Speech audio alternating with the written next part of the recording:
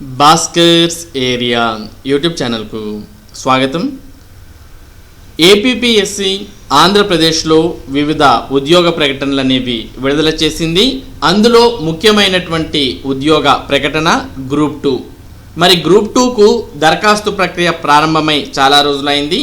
అటువంటి గ్రూప్ 2 దరఖాస్తు ప్రక్రియ జనవరి 10 అనగా రేపటితో దరఖాస్తు ప్రక్రియ ముగియబోతోంది. మరి ఈ గ్రూప్ 2 ఉద్యోగాలకు దరఖాస్తు చేసుకోవాలనుకునేటటువంటి వారు రేపటిలోపు దరఖాస్తు చేసుకోవాల్సి ఉంటుంది. 897 గ్రూప్ 2 ఉద్యోగాల భర్తీకి ఆంధ్రప్రదేశ్ ప్రభుత్వం నోటిఫికేషన్ విడుదల చేసింది. కానీ ఈ గ్రూప్ 2 ఉద్యోగాల భర్తీలో దరఖాస్తు ప్రక్రియలో సాంకేతిక సమస్యలు అనేవి ఏర్పడ్డాయి.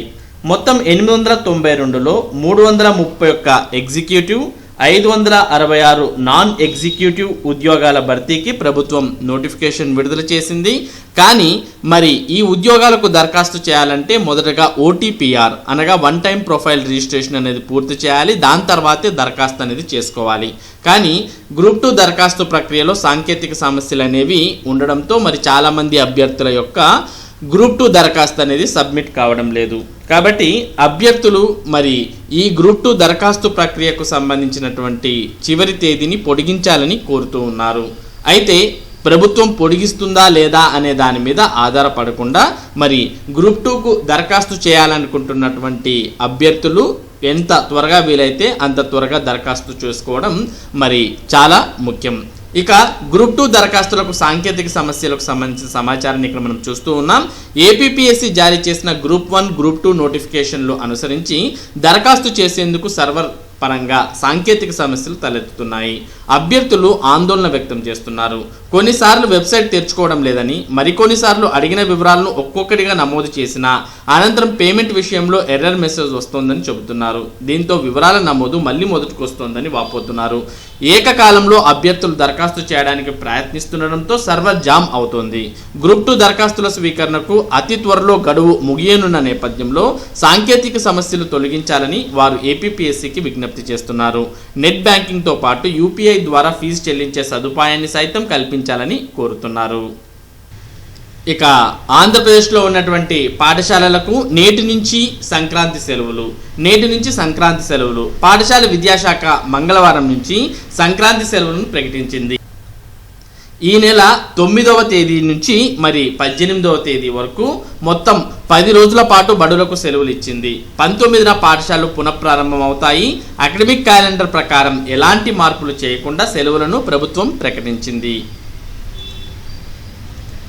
ఇక EIMT పరీక్షల తేదీల్లో మార్పులు. ప్రభుత్వ పాఠశాలల్లో 7వ తరగతి 10వ తరగతి చదువుతున్న విద్యార్థులకు నిర్వహించనున్న EIMT పరీక్షల తేదీల్లో మార్పులు చేసినట్లు ఎఫిఫనీ ఎడ్యుకేషన్ సంస్థ కన్వీనర్ పుట్టంరాజు శ్రీ రామచంద్రమూర్తి సోమవారం ఒక ప్రకటనలో తెలిపారు. సోమవారంతో రిజిస్ట్రేషన్ ప్రక్రియ ముగియనుండగా దరఖాస్తు గడువును పొడిగిస్తూ అది కూడా ఈ నెల 23వ తేదీ వరకు పొడిగించే అవకాశం కల్పించారు. ఈ నెల 23, 31వ తేదీలలో జరగవలసిన ప్రిలిమినరీ పరీక్షలను ఫిబ్రవరి 1వ తేదీకి, మెయిన్స్ పరీక్షను ఫిబ్రవరి 8వ తేదీకి మార్పు చేసినట్లు తెలిపారు. ఈ పరీక్షల్లో జిల్లా స్థాయి, రాష్ట్ర స్థాయిలో తొలి 3 స్థానాల్లో నిలిచిన విద్యార్థులకు నగదు బహుమతులను అందజేయనున్నారు. ఇక ఎయిడెడ్ ఉపాధ్యాయులకు త్వరలో కౌన్సిలింగ్. పిల్లలు లేని ఎయిడెడ్ పాఠశాలలో కొనసాగుతున్న ఉపాధ్యాయులను ప్రభుత్వ పాఠశాలల్లో నియమించడానికి కౌన్సిలింగ్ నిర్వహించాలని పాఠశాల విద్యా కమిషనర్ ఉత్తర్వులు ఇచ్చారు. జిల్లాల్లో 13 ప్రాథమికోన్నత ఉన్నత పాఠశాలలు 0 ఎన్రోల్మెంట్ కింద నమోదయ్యాయి. అక్కడ ఉపాధ్యాయులు పని లేకుండా కొనసాగుతున్నారు. ఈ అంశంపై గత నెలలో ఈనాడులో కథనం ప్రచురితమవ్వగా DEO స్పందించి కమిషనర్కు నివేదిక పంపారు. దీనిపై సోమవారం ఉత్తర్వులు వచ్చాయి. సీనియారిటీ జాబితా తయారు చేసి ఆయా పాఠశాలల్లోని టీచర్లను అవసరమైన చోట నియమించడానికి కౌన్సిలింగ్ చేపట్టాలని ఆదేశించారు. వచ్చే నెల మొదటి వారంలో అసెంబ్లీ సమావేశాలు. ఓట్ ఆన్ అకౌంట్ బడ్జెట్ను ప్రవేశపెట్టనున్న ప్రభుత్వం.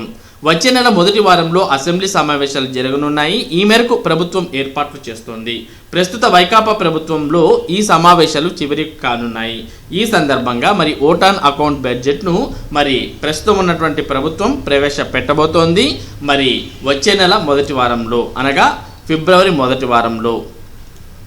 ఇక ఆన్లైన్లో ఎంప్లాయ్మెంట్ ఎక్స్చేంజ్ వెబ్ పోర్టల్ను ప్రారంభించనున్న ఆర్థిక మంత్రి బుగ్గన రాజేంద్రనాథ్ రెడ్డి. వెబ్ పోర్టల్ను ప్రారంభిస్తున్న మంత్రి బుగ్గన అంటూ మనం ఇక్కడ చిత్రంలో కూడా చూస్తూ ఉన్నాం. యువతకు ఉద్యోగ అవకాశాలు పెంచే దిశగా రాష్ట్ర ప్రభుత్వం మరో కీలక ముందడుగు వేసింది.